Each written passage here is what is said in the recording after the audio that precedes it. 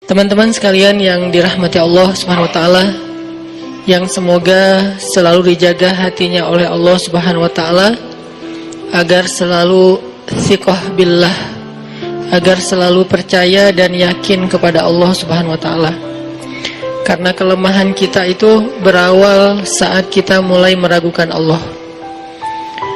Dalam segala dinamika hidup, kita selalu butuh Allah. Kita butuh Allah ketika Allah kasih kita ujian. Bahkan tetap kita butuh Allah ketika Allah kasih kita nikmat. Kalau kita butuh Allah saat diuji, agar kesabaran kita terjaga. Karena orang yang tidak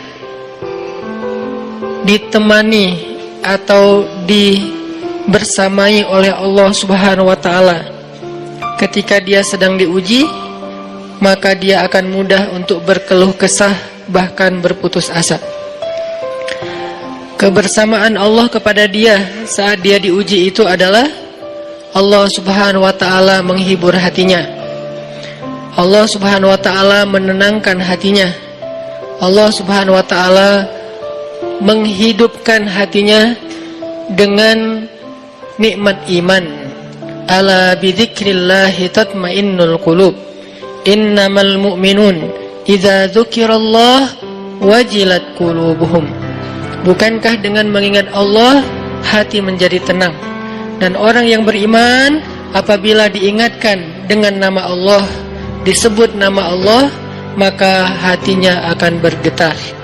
Ini bentuk Allah membersamai hambanya ketika dia dalam keadaan diuji. Allah menghiburnya dengan kalimat, alam yajidka yatiman fa'awa wa wajadaka dhallan fahada wa wajadaka ailan fa'aghna. Allah menghiburnya dengan kalimat, inna a'tainakal kautsar. Allah menghiburnya dengan kalimat, kalla saya'lamun summa kalla saya'lamun. Allah menghiburnya dengan kalimat, la tahzan innallaha ma'ana. Ini adalah ketika Allah membersamai seorang hamba saat dia dalam keadaan diuji. Allah membersamai hamba juga ketika dia dalam keadaan diberi nikmat. Karena tanpa itu, maka seseorang akan jatuh justru kepada dosa-dosa karena dia mendapatkan banyak kenikmatan hidup. Kalau Allah Subhanahu wa taala tidak menjaga dia saat dia diberi nikmat, maka nikmat itu justru menjadi jalan bagi dia untuk terjerumus kepada banyak dosa. Justru nikmat itulah yang menjadi penghalang bagi dia untuk mengingat Allah. Karena dia sibuk menikmati hidupnya, akhirnya dia terhalang dari mengingat Allah tepat waktu.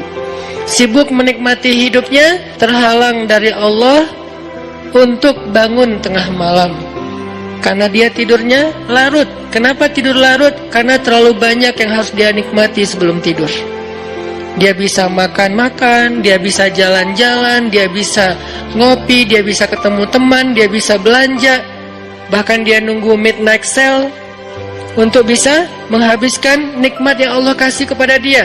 Sehingga akhirnya tidurnya terlalu larut, lalu dia tidak bisa bangun untuk menghadap Allah, curhat kepada Allah. Hal yang selama ini dia lakukan justru ketika dia diuji oleh Allah. Ketika diuji oleh Allah, mudah bagi dia bangkit tengah malam, curhat, sujud panjang, menangis dalam doa.